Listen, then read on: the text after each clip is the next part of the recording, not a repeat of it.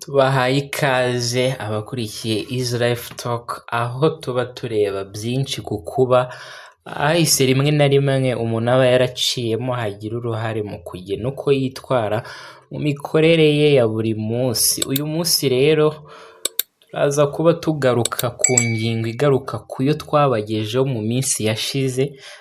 Nakoze piningi ya videwo ibanziriza iyi ngiyi cyangwa se videwo ifite aho ihuriye n'iyi, ariko yo yavugaga ku ngaruka abana b'abakobwa barezwe cyangwa se barerwa n'umubyeyi w'umugore gusa, badafite se nk'icyitegererezo mu buryo buhoraho cyangwa se byitwa emotional and physical presence. Papa w'uwo mwana cyangwa se abo bana b'abakobwa adahari, birashoboka kuba yarapfuye cyangwa se atabana na nyina bitewe n'impamvu zigiye zitandukanye. Rero twayishyizemo kugira ngo utarabashije kuyikurikirana banza yumve, kuko biri bumufashe kuba yasobanukirwa n'ingiyi mu buryo bwimbitse. Ingingo y'uyu munsi rero iragira iti urugendo rwo kurera umwana w'umukobwa ariko umubyeyi uri kumurera atari kumwe na se cyangwa se na papa w'uwo mwana. Rero ni izihe nama abahanga batanga ku ba single mothers barera umwana cyangwa se abana b'abakobwa n'abahungu, nabo tuzabagarukaho mu minsi iri imbere. Rero waba uri umubyeyi w'umugore, waba uri umubyeyi ubyara abo bana, cyangwa se uri umubyeyi ariko w'igitsina gore urera abo bana, cyane cyane hano muri Easy Life Talk tugenda tugaruka ku myaka twagiye tuvuga inshuro nyinshi mu biganiro byacu, ariyo kuva kuri 0 kugeza ku myaka 8 ndetse no kuva ku myaka n'ubundi 0 kugeza ku myaka 18. Twagiye tubasobanurira impamvu z'izi kategori mu biganiro byacu byatambutse. Rero nizo kategori tugenda turebera hamwe. Rero ushobora kuba nanone urundi ufite aho ahuriye n'uburere, ushobora kuba uri umwarimu kubigisha mu nshuke kugeza muri segonderi ndetse n'ibindi byiciro tutavuze haruguru, ariko bifite aho bihuriye n'imirerere y'abana. Cyane cyane hano kuri Easy Life Talk uyu munsi twagarutse ku bana b'abakobwa. Rero iki kiganiro n'ibindi biganiro byinshi bicana kuri Easy Life Talk nimwe biba bigenewe.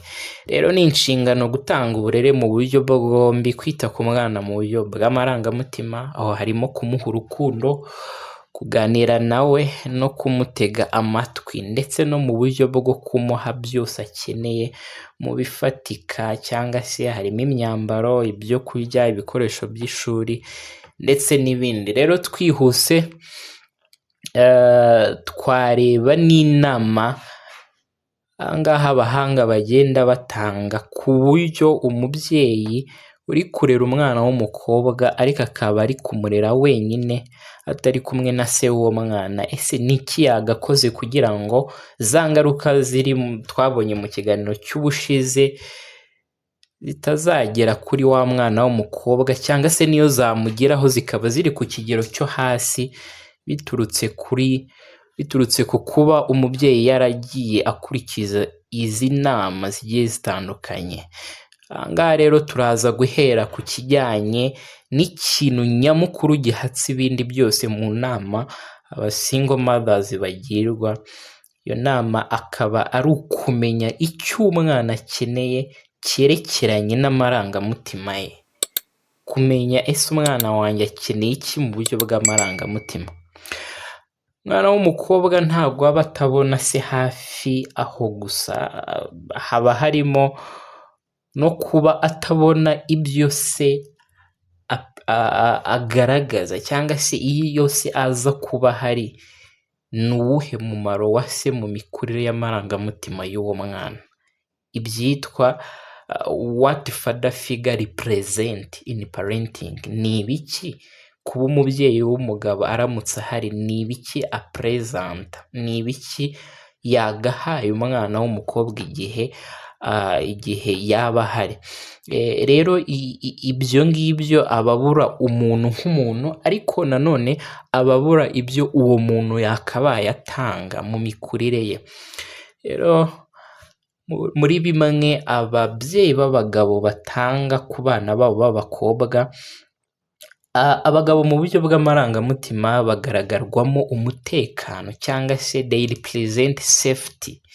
Ikindi bagaragarwamo imbere y'abana b'abakobwa ni amagambo y'inkomezi cyangwa se ibyitwa affirmation. Iyo umwana ari gukora nk'utuntu runaka, umubyeyi w'umugabo akamubwira ati bravo cyangwa se utu tuntu ni twiza, bigira ukuntu biremamo umwana icyizere no kumva ko hari ikintu akora mu buryo bufatika.